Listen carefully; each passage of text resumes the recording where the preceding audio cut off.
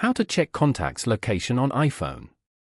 To get started, first of all go ahead and open up the Find My application on your phone.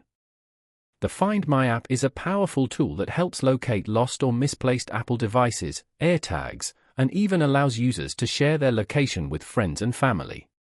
Once you're here, go to the bottom left corner and tap on People.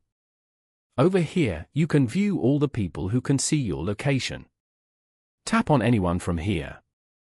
You can now view their location over here from the map.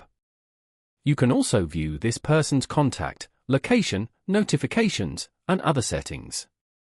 You can repeat this to view all your other friends' locations as well. If you see no location found under their name, this means that they have stopped sharing location on iPhone. Following these steps, you can easily check contacts location on iPhone. Thank you for watching.